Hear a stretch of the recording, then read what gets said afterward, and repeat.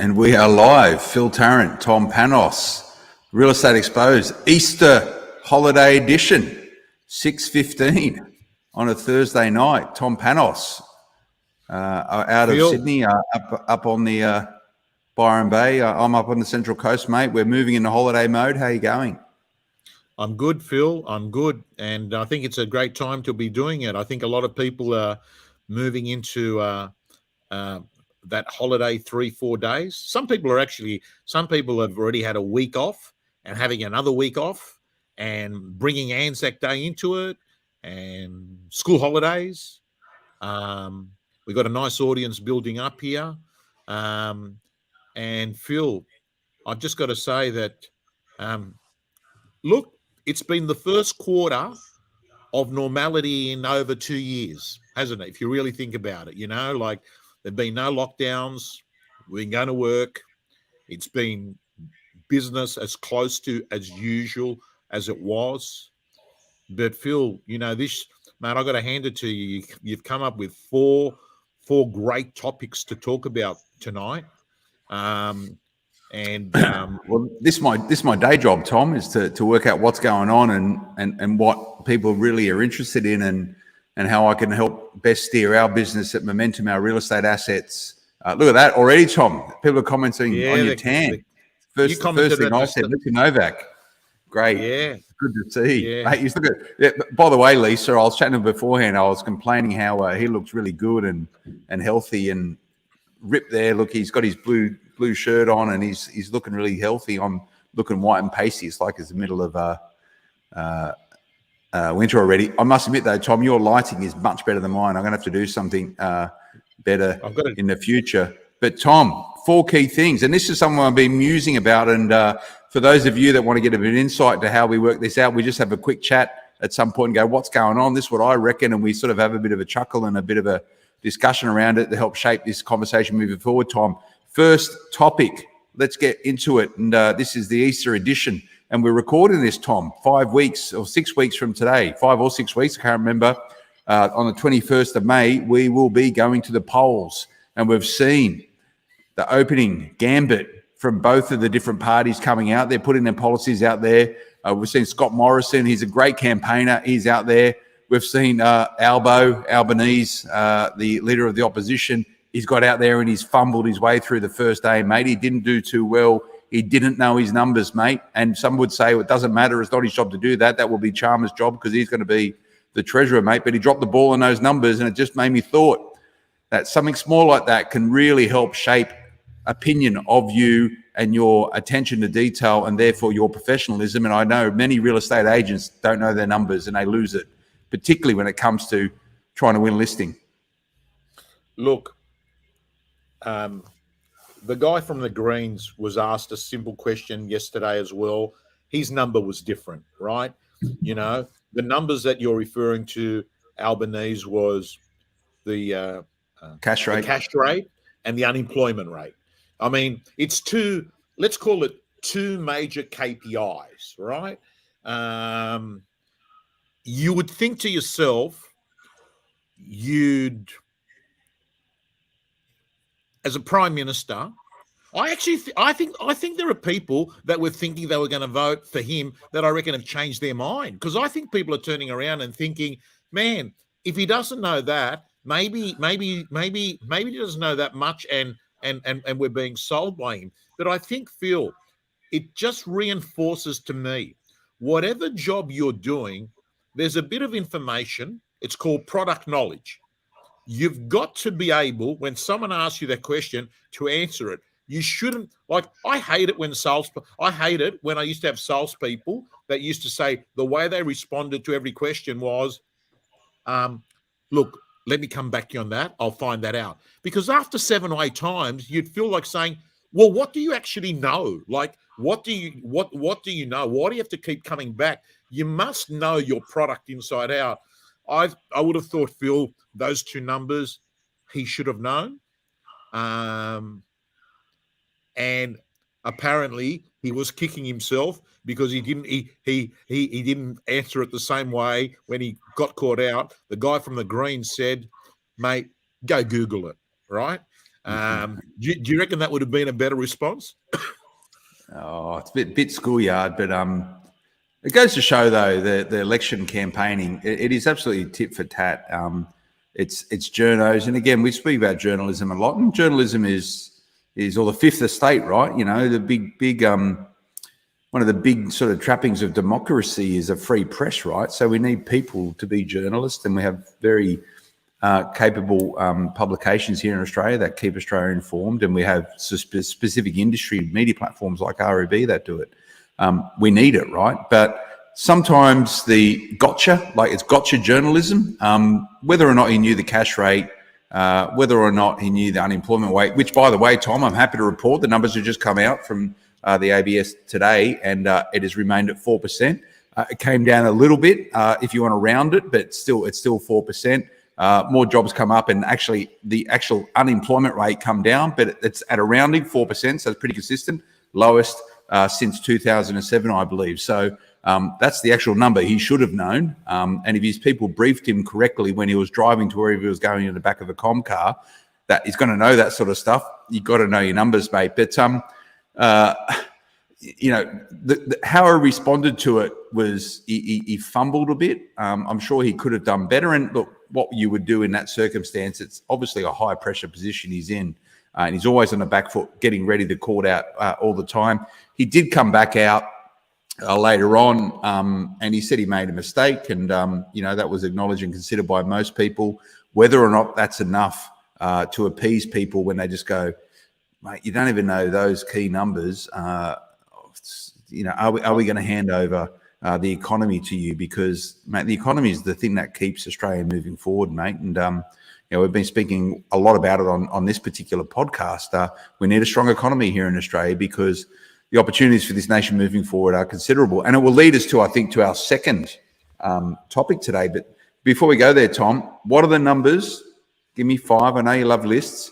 What are the 5 numbers that every real estate agent needs to know every day to do their job properly in their area? Okay. So I've got my training hat on, right?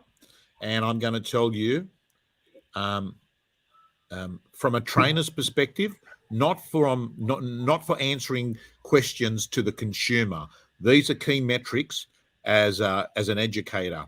You need to know your list to sell ratio. That is, what proportion of your listings end up selling. Last year, Phil, it was 100%. If you listed 100 properties, all sold. The market's changed. It's gone from nuts to normal. It now can be 75%, 80%. You need to know that number. You also need to know average days on market, right? The average days that it's taking to sell a property. You need to know that. You need to know the clearance rate by property type.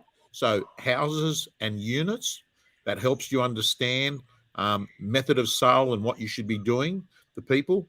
And for me, the 3 undeniable numbers that every real estate agent should be really super clear on is what their annual GCI goal is, how many listings they need, and how many sales to achieve that, and then to break that up monthly.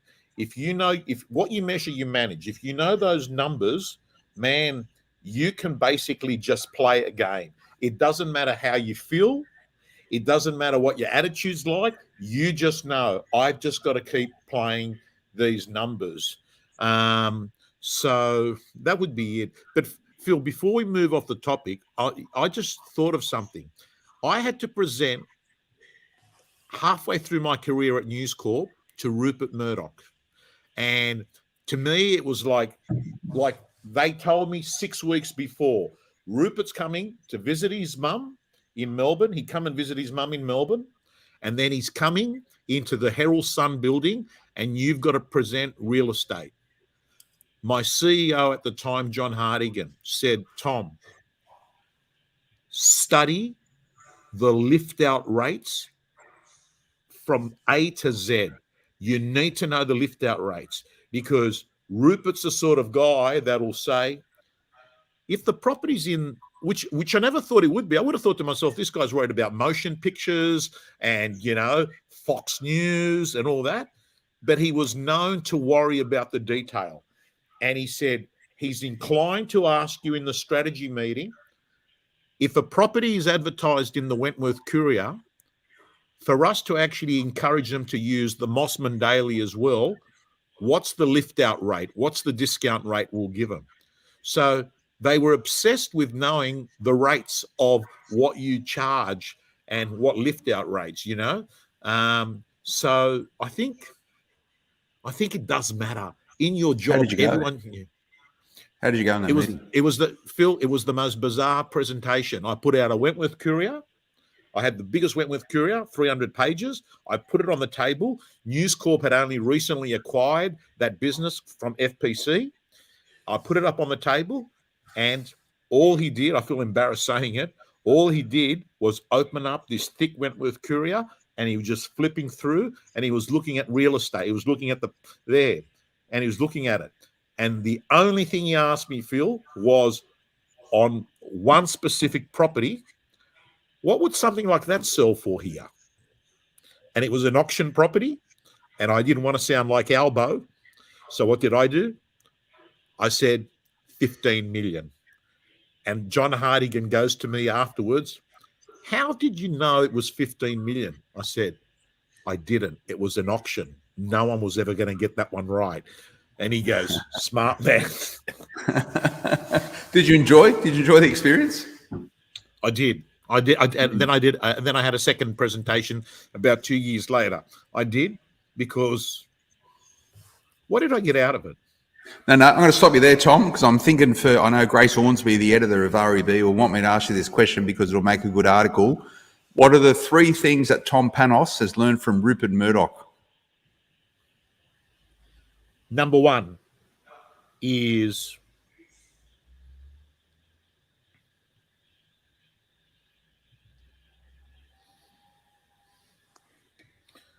so, Phil, I reckon the first one would be I admired his combo of IQ and EQ.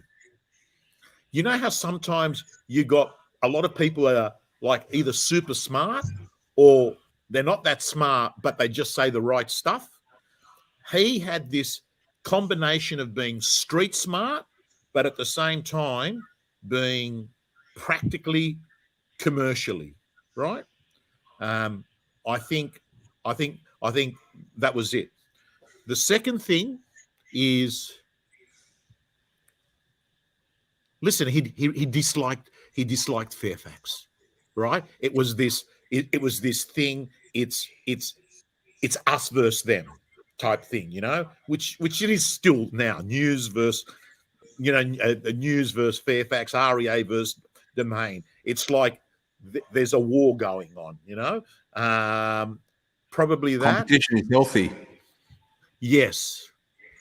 And then the third thing, I don't know whether I learnt it directly from him, but it's got his fingerprints on it, is News Corp is just a business that is obsessed with measuring target versus actuals.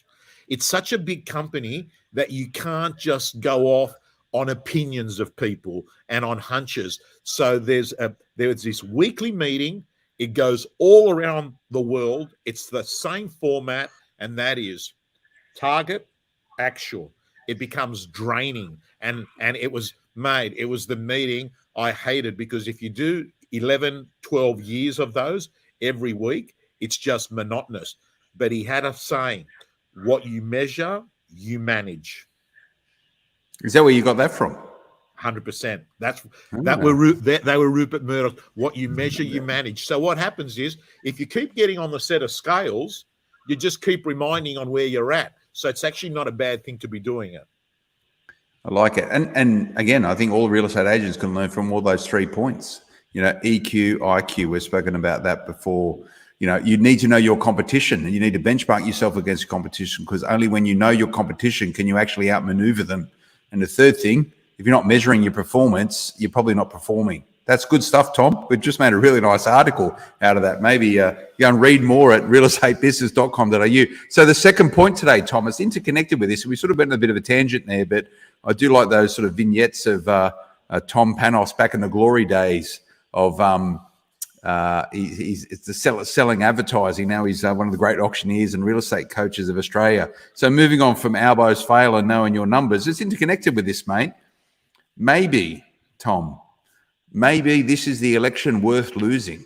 And this is something I've been musing about in the background. Whoever is successful come 21 May when we go to the polls, and whether or not we'll get a result that night, who knows. Australian politics usually is pretty well fought, so it always comes down into the small decimal points in the middle.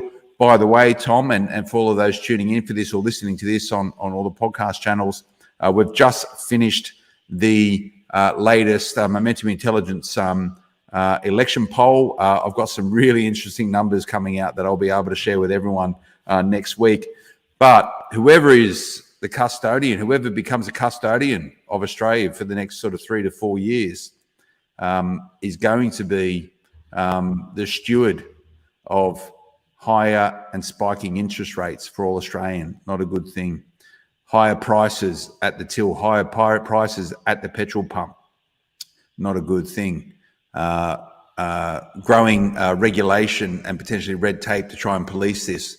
Not a good thing. There's all these different things that are going to be taking place, Tom. Inflation, not a good thing. Again, to the strategic environment for Australian competition we've spoken about before, it's going to be a tough thing. Maybe the strategists at the Liberal Party are going, we're going to have to lose one at some point.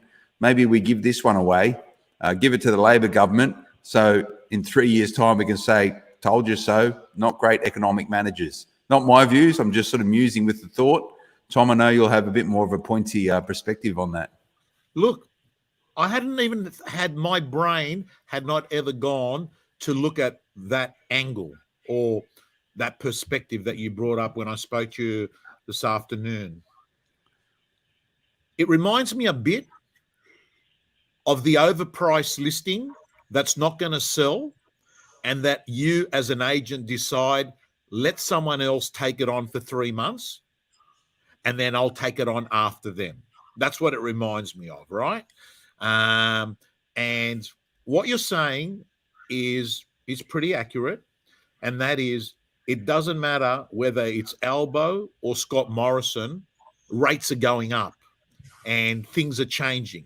So I just don't know whether political parties ever actually strategically work that way, where they sit down and say, okay, let's lose this one, because if we win this one, we'll be losing the next one, right? I don't know whether they think that way. I don't know. I mean, Phil, do you reckon they do? Someone's got to be thinking about it, right? You know, it's there's got to be a strategy. It's probably not Scott Morrison, but it's got to be someone in there that's thinking that through, right? Oh, look, I'm sure Scott Morrison's not going, oh, I'm happy to lose this, mate. He's gonna fight hard, right? Like he is a fierce campaigner, and I reckon he's going to try and do whatever he can to win this election, and rightfully, you know, that's his privilege to do so. But you know, I'm sure people are thinking about. It happens all the time, you know. They look at warfare, Tom. You know, a strategic retreat. The Germans did it in on the Western Front. They moved their lines back by 20 to 30 to 50 kilometers. They straightened up the line. They made it shorter. They were able to beef up their troops. And then the Allies thought, hang on a second, we're winning. Look how far we're advancing in one day. Then they hit the Hindenburg line, mate. Strategic retreat, and it just ended up again in stalemate. So these things happen. And no doubt there's some smart people within the Liberal Party thinking about this right now. I'm sure there's also some smart people in the Labor Party who are going, oh, maybe they're going to play that hand. Who knows? Do we actually want this? Is the government, the next government coming to Australia, is it a poison chalice because of the stresses that they're going to be facing moving forward? There is, they're inheriting, whoever it is, the debt levels at unprecedented rates, all the things we've spoken about. Not going to be easy for anyone, Tom. Not going to be easy for anyone. And I like to think that we've got the right leadership, irrespective of who's in party, and all Australians are invested in keeping the trappings of everything that makes it great here to live in Australia, mate. So I don't know, but these conversations have to be taking place, mate. I don't know. I got no idea, but I'm just assuming that. Yeah, well, I've got to say, this is, and I'm going to bring up this headline here. Phil, I have never, in my time that I've got living memory of elections, I've never ever had so much chatter between buyers, sellers, real estate agents on this election and what it means for real estate. And the odd thing is, there's actually no real policies that have come out from Labor or Liberal. Like in previous years, they said, we're going to, look at capital gains or franking credits. but Phil, like, for God's sake, at the moment, before I went on air, I had a client. The only auction I had for the 21st of May got cancelled, and they said, we want to move it to either the 14th or the 28th. And I said, why? And he goes, because of the election. I said, listen, I've been auctioning for 25 years. I auction, I then go visit a local school hall, I'll put my vote in, and I keep auctioning. I said, I don't see what the difference is this time. Oh, no. It's the election. Why the big focus with the election and real estate at the moment? It's interesting, right? And I've been trying to work this out. I haven't yet landed on. I'm not yet clear exactly on my position on this, but where I'm at with it, Tom, and it'll probably change in time, and we'll chat about it over the period until the 21st of May, is if you look back to the last election, which was an election that was fought on policies directly connected with real estate versus this election, there's not a lot of real estate oriented policies in there other than maybe a view towards affordability and helping Australians into property. But, the Labor government made it very clear last time around that they will be, looking to make some fundamental changes into how Australians invest in property investors, and also messing around with people's superannuation. If you think back to the week or two before the last election, you had the Labor Party were getting formal photos taken in preparation for them creating a government. Bowen was very clear that he was going to be the next treasurer, and Shorten was, heir apparent for Prime Minister of Australia, and it all come undone. A lot of it, and if you listen or read the narrative around it, was a lot of the sentiment that was assumed was powering that Labor's chance of securing that election was media driven and left-leaning media who were very supportive of the Labor agenda. Prime Minister Scott Morrison come out at his election speech, and he said, how good is Australia? What a miracle, and all this sort of stuff. But he sort of crystallised that with this notion of the quiet Australian, as in those people who don't get absorbed with the left and right of politics, those people who are just going about their normal day-to-day activity and want safety, security, food on the table, all the usual stuff that all Australians want. They voted a particular way, and that was the Liberal government. As we enter this election, and if you think back, Tom, and you can go and look at the numbers, essentially the real estate market was put on pause up until that period. So people went, hang on a second, I don't know what's going to go on here, so I'm not going to do anything for the moment. I'm just going to wait and see, and I'll make a determination of whether I buy, sell, invest, or sell and invest in property subsequent to the election. We all know that when the Liberal government come in, markets started accelerating again. Straight after that, it was hot following that election because of the whole pent-up demand of that market in pause. Now, as we come into the election on the 21st of May, the market is already moving into this holding pattern. It's slowing down. You've just told me that you have no election, so you have no auctions on the 21st. Mate, that's a big thing. That gives you straight the heart of the sentiment of Australia around their views towards property. My view, and I've still got to crystallise my thoughts on this, but my view is that this isn't going to be a pause of the real estate market. This is going to be the inflection point, a seismic shift of changing this market for some time into the future. We've spoken about it before on this show. There has to be a ceiling in prices in Australia. We're not seeing the wage growth, which the RBA is looking towards until they actually start ratcheting up interest rates. But there's a natural ceiling, and we've hit it already. Markets are starting to soften, as we know right now. There's a lot more properties coming onto the market, so we don't have that price tension that we had up until this period of time. This is going to be the trigger. This is going to be the catalyst. This is going to be the inflection point. This is going to be the flashpoint, Tom, for shaping the market moving forward. What we've had up until this point has been heady days. We've moved into this pause mode, and that's going to be the shift as far as I'm concerned. I'll probably give greater thought to this and be able to articulate it more appropriately with some numbers as we go down this pathway. But this will be the thing that stops the market, not dead, but it's going to slow it right down, and it's going to turn to 2 or 3 years of what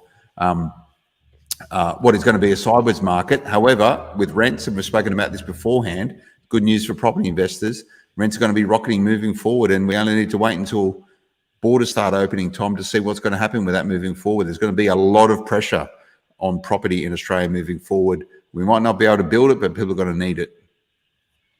Yeah, so as you're talking, Phil, I was thinking about, you're 100% right. Between 2017 and 2019, it was all a grind. It was all hard. Property prices had actually dropped. I mean, I was seeing properties I was auctioning, that dropped 15%. And then I went overseas, and it was the election that everyone thought Labor was going to win. And I came back the week after the election. And Phil, the market just went off. Crazy. It just went off 2019. And I reckon it's been going off since 2019 to pretty much now, 2022, right? So despite COVID, in spite of COVID. In spite of COVID. So now what have we got? We've got the various predictors that talk about rates going up, banks normally, data analysts. They're talking about 2022, 2024 being 10, 15. Manos Vindakak is one of the smartest men in real estate, by the way. He's agreeing with everything that we're saying there, because I've actually no. He's agreeing with everything you're saying, Tom, not me. No. He knows 217 to 219. It went crazy. Then, and by the way, I was talking to a developer friend of mine, and he made a valid point. He said, Tom, we have had a great run since 2010. We've had 12 decent years, right? After the we've had an amazing time. But put that aside. So, Phil, let's assume that property prices do correct by 10, 15% over the next 2 years. We're still way ahead with the growth that has happened, Phil. The growth that has happened between 2019 and predominantly what happened during the lockdown years, 2021, right? We're way ahead. But I'm not convinced. And the banks haven't had a great track record in forecasting prices over the last few years. I'm not convinced. But Phil, one would have to agree, we are entering into a period of higher interest rates. In 2017 and 19, it wasn't rates that went up. What it was hard to borrow money. The cost of money, they started asking you, oh, you need to show us your Uber expenses, and we want to see how much you're spending on coffee and things like that. It wasn't actually the cost of money. They just got tight, and it was really hard for people to borrow money. And this was a regulation around prudential lending, and rightfully right. The view being that you should be responsible for your own financial decisions. However, there's a lot of people who are irresponsible, or they get the wrong advice. So, during that period of time, there was direct intervention by APRA to try and slow down property markets by changing the way people could borrow money. Rightfully, they said to banks, stop the investment lending, slow it right down, don't grow your investment book too much. Let's look at how we assess the serviceability of borrowers. That there was a catalyst for potentially people not being able to borrow so much, and therefore the impact of less pressure on prices. So all that was appropriate at that point in time. The biggest issue, if you think back to that time, Tom, was that it was nationwide policy to hit a number of markets which were running rampant versus back then Perth was in the doldrums, mate, but they were still impacted by it. So that was the criticisms against that. But here we are, Tom, 2022. This is it's going to be different times ahead, and we need to make sure, Tom, we put this into perspective. Absolutely, a sideways market or a softening market is not a bad market. This is real estate. That doesn't mean that property is a bad asset class. For many people, this market cycle is where they will make their money. You just need to know how to play that game. Look, Phil, in real estate, we know as an agent, you get paid on turnover. You don't care whether prices are going crazy or not. All you care is about turnover. In a market like this, more stock comes onto the market. And that's, the demand and supply curve. That's what probably forces property prices not to go up or to go down, is that you've got an oversupply of listings. So if you've learned the blueprint, if you've learned the formula on how to process stock, how to get them into the system, how to price them right, realign the value, you'll make a lot of sales. But reason I like these markets, Phil, is that skill is rewarded. When the market's hot, it equalizes all players in the marketplace. And what happens is cheap can win business because people say it's all the same. We're still going to get a result. So you're spot on. It's a golden opportunity to grow market share. I know a lot of businesses have built. David Highland, who wins all the REB awards, built his business in the GFC. I know a lot of people that made their fortunes in the GFC buying property. The whole notion of counter-cyclical investing, when everyone was escaping, they were buying. And they bought assets at rates which were under market value. And we spoke about this last week, Tom, and for me, my role at Momentum steering our real estate assets, we're moving now into a very different cycle for people operating inside of property advisors. Now, remember, we speak mainly, Tom, around sales agents, but there are two very other important pillars of real estate that we often overlook, and I think we should probably give more focus to. Number one are the great property managers out there who are supporting the 2 million investment properties in Australia. The other side is buyers agents, Tom. And we know in America, they normally have a representative on both the buy and the sell side. You have a buyer's advocate and you have a vendor advocate. Yes, it's structurally different because they split the comms, whereas in Australia, a good buyer's agent will charge you a fee and they'll be your trusted advisor to do that. It's been a bit tough for buyer's agents in this market. It's not been about whether or not you can secure under market value properties, it's whether or not you can actually secure a property. And the balance of power, my view, Tom, the balance of power is starting to shift back into the hands of the good buyer's agent. And by that, we're moving to a market where natural market conditions aren't going to give you, as a property investor, the uplift that you've been getting for the last 2 to 3 years just through capital growth. You need to work hard for capital growth now. And we're moving to a market where it's all about the manufacturing of equity inside of your portfolio at each and individual property. Whether it's manufacturing equity to increase your rent, and rents are on the rise, and vacancy rates are down. So the better your property, the more attractive it's going to be, the better price you're going to be able to get to it. Therefore, you get a better yield. Therefore, you get a better cash flow. But you can also be smart with manufacturing equity, get the capital uplift that the market's not doing for you right now. You can do it through the sweat equity of doing a renovation. That said, caveat, hard to get tradies at the moment and prices are going up. So tread with caution. But if you're not using a buyer's agent and you're investing in property, I highly recommend you probably ask them, because moving forward, Tom, I see that as a very important pillar for real estate in Australia. And I don't know the numbers, and no one knows these numbers, and I would love to get my hands on these numbers.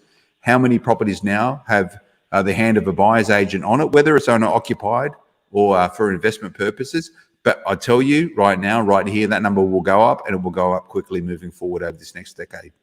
Yeah, well said, well said. That's going to lend us well to go on to our last topic of the day, because on the show Luxe Listings, there is a buyer's agent, which, there's there's three real estate agents and a buyer's agent.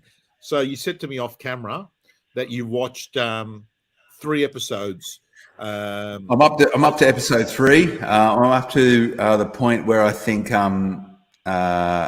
Leanne Pilkington sat down with Leanne, is it? Delaney, Delaney, and pretty much going, there's an opportunity to buy the Lang & Simmons franchise. Like, I don't know if that even happened. I don't know. Probably on real estate business. No, it did. It did. They did a few offices in the Lang & Simmons network. Yeah. All contributed towards, but I mean, TV makes it look like, it was a Wall Street deal and all that.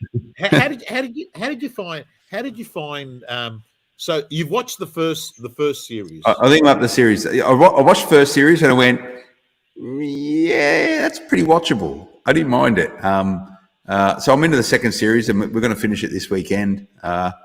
Myself and my wife, we sort of, get a cook out as consumers, right? But I sit there and, I know a lot of people in real estate, right? So it's quite nice to see them on the telly and doing what they're. I think it's good in many ways for real estate in Australia to give some sense for the significance of the Sydney real estate market in particular, but also the talent of some of the agents that we have here and buyers agents. I think it's very smart, going back to my earlier point, to actually have a buyer's agent on the show. Mate, they're doing okay. They're presenting themselves well. I think they're being, within the confines of what makes good television, but I think they're pretty much themselves largely. But the question I've got, Tom, is that I think the Australian public absolutely love the show. It's at a second season, so they must have got some sort of ratings. So the Australian public love it, and their obsession with property, I think, probably fuels that. There's some brilliant properties. And I've seen Michael Clark was on there, sort of representing the Northern Beaches, a beautiful property up there on the Bower, which it's a nice bit of real estate. But they love it. The consumers love it. But the industry, I think they like it too much, mate. I don't know. What is it? Is it jealousy? This is Real Estate Exposed, by the way. I'd love to get people's comments, right? I'd love to get people's comments on the show.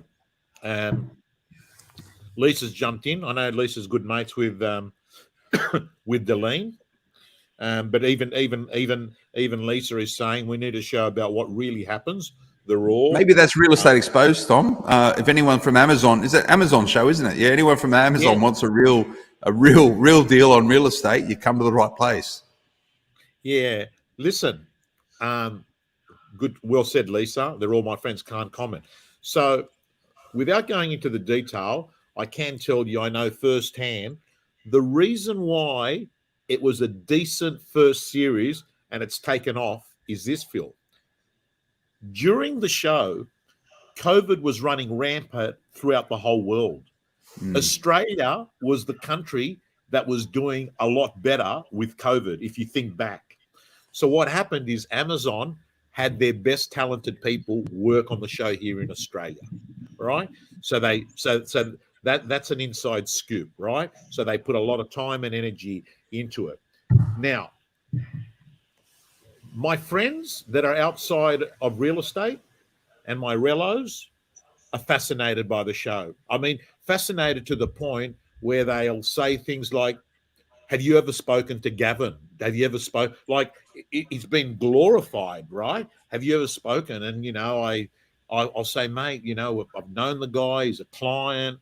And then I'll go on a YouTube. Oh, yeah, so you know the guy. So the public turn around and think, man, these guys are Hollywood A-listers, right? Real estate agents don't like it. 95% of real estate agents, except for Lisa, because she's friends with them all, don't like it. Why don't they like it? I'll throw out a few views. Number one. Are these your views or these are just views? These are just views. They're not Tom Panos's views.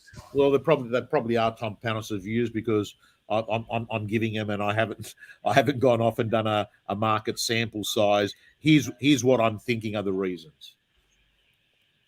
They're not on the show themselves, right? So if they were on the show themselves, they might have a different view. Number one. Number two, they're competitors. right? They're competitors, right? Number three, it does appear to be at times a little bit like, man, that's sort of pretty out there, right? That's, call it contrived, call it full on. There are small elements of there where you turn Yeah, around it's and say, TV. It's yeah. reality TV. Jeff's saying he's fine with it. They're good agents, right? Good And they point. and they are good agents. And you won't believe, apart from Simon Cohen, all three of those, they're either gym members or they're one-on-one clients. Deline, go into their office, do work.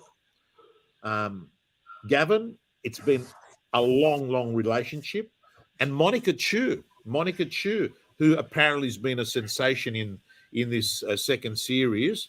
But that's Hang on a sec, Tom. So let me read between the lines there. What you're saying then is real estate gym members and personal coaching agents of Tom Panos, therefore the best agents because they're on TV and 100%. they're the pinup boys. Is that what you're telling me?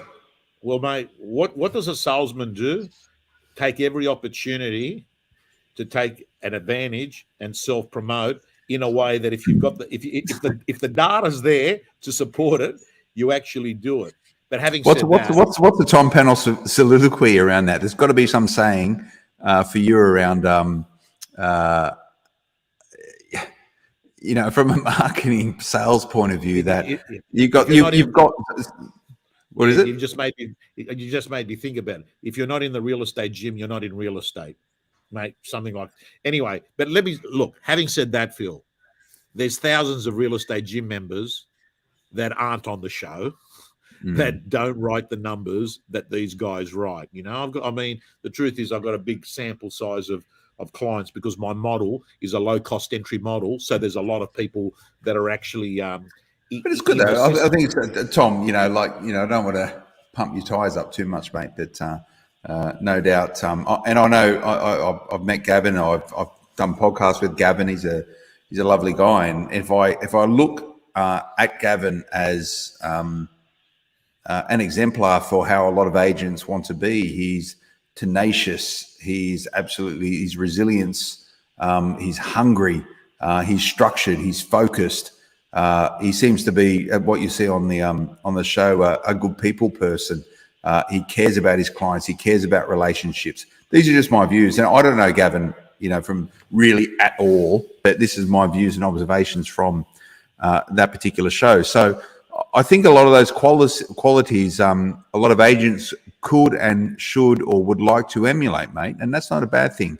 And whether or not that comes from his coaching work with you or it comes from other areas of his sphere of influence or his points of influence, that's a good thing for real estate, mate.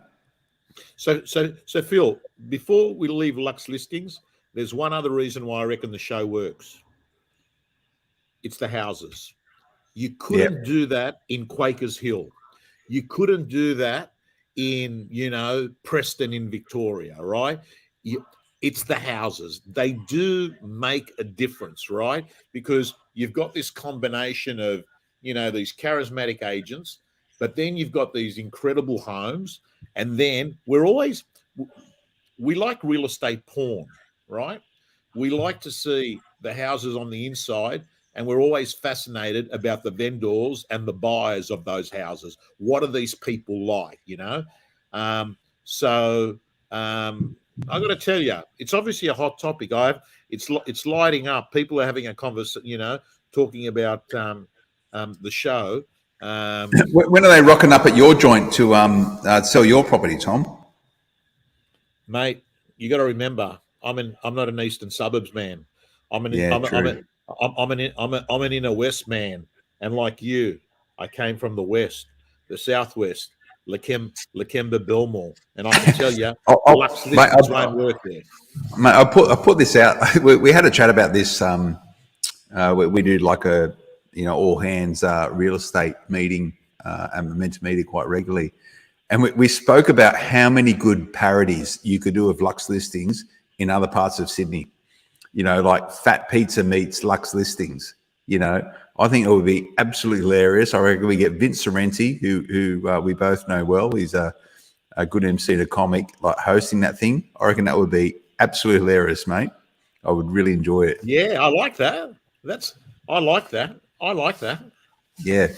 Is it Paulie Fennick, or I think is the yeah, that's him. Paulie Yeah, is the if anyone knows him, I reckon there's something in that. If you do Housos and Fat Pizza meets Luxe Listings, you know, I've gone out and I've bought a lot of properties in the western suburbs of Sydney. It's same but different. You know, I think it's more entertaining buying property in the western suburbs of Sydney, though. Yeah, well, I reckon I've got a funny feeling you're going to be buying more in 2022, 23. I reckon. Maybe. Yeah, I reckon. Everyone, get yourself financially prepared to take advantage of what might be some good buying opportunities over the next 1 or 2 years. Right? Yeah. Don't miss that opportunity, and Phil, you're also going to get the benefit of decent yields, whilst property prices might take a few more years before we have these rises. But Phil, it's been an absolute pleasure. We've got through the first quarter. Have a good break. You're back on Tuesday. Absolutely. Back on Tuesday. REB's got a million things going on at the one time. REB's the place that I spend 7 minutes every morning to find out, because I don't want to be caught out like Albo, right? So what do? I need cheat sheets. I need to come across like I know a little bit about every topic, right? So that's what I do. REB newsletter. And so Phil, have a good 3-4 days off. We'll do. And we got a lot. We got 4 or 5. We got, how many weeks is it? We got 4 or 5 weeks to the big day. I think it's five weeks. I think 5 weeks on Saturday. Jeff Luby's trying to sell us a property here. He's got some opportunities in the west. Let's chat. How far west? How far west, Jeff? I think. If you find a steal, give me a call. Yeah, I think Jeff is off the top of my head. Jeff Luby, good agent, by the way. I think he's somewhere between Penrith and Blacktown. I could be wrong. Anyway, Phil, have a good break. I'll see you next week. See you, mate. Thanks, Tom. Thanks a lot.